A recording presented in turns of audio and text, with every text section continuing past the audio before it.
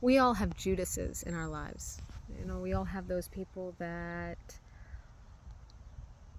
don't have our best interest at heart, and the Lord still uses them. He uses saints and sinners alike to accomplish the task that He has set forth. And so don't be afraid of eating with a Judas or sitting with a Judas. Don't be fearful of it, because the Lord's going to use them too, despite them.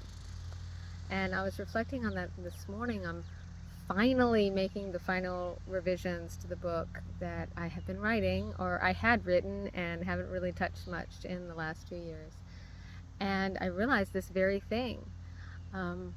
When I had wrote the book, I was in close fellowship with a group of people that I realized now are not my friends, but have made me out to be a monster, an enemy to them. And they are my Judas, a necessary evil to accomplish the task. One of them decided that what I needed was to be alone with Jesus.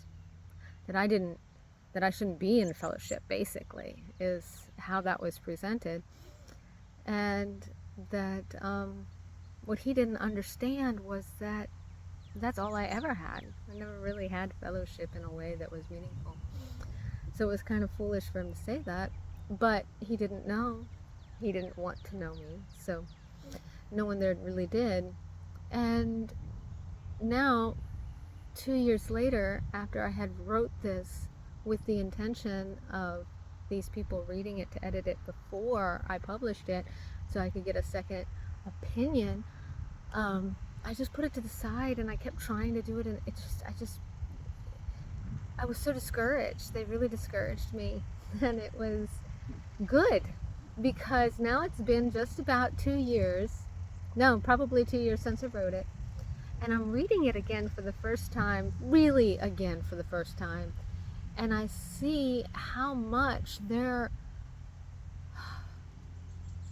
I don't want to call them teachings, because I don't think they were teachings. They were something. This agenda that they presented in the most subtle and vile of ways was mixed in at least a little bit in this book. And I'm starting to see that I was like, oh wow, I did need alone time with Jesus, not because I needed Jesus, but because I needed away from them. And that's really not funny. It's really not. But I'm grateful that I didn't publish this sooner. I'm grateful that God gave me this opportunity to cleanse me of their filth. Their filth. Just, and all of that, so that I could see this a little clearer.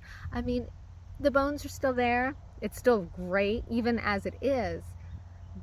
But their agenda was in it. And in hindsight now, thinking about this, I remember this one man saying to me that he needed a woman to teach the other women, because he couldn't tell them these things, because it wouldn't be received well, because he's a man.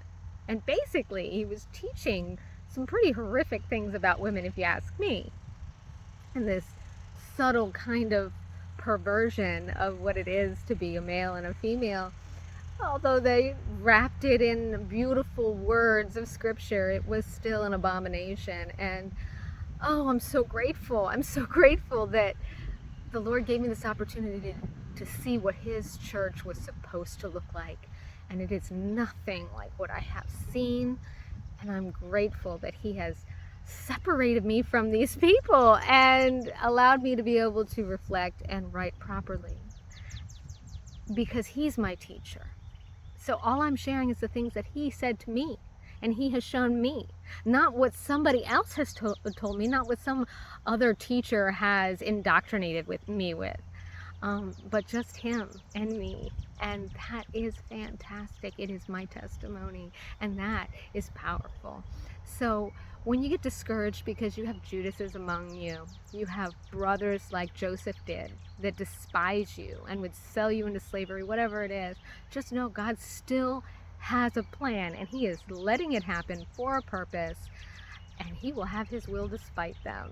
So keep being true and faithful to Him and to your love for Him, and He will get you to where He needs you to be. Have a great day.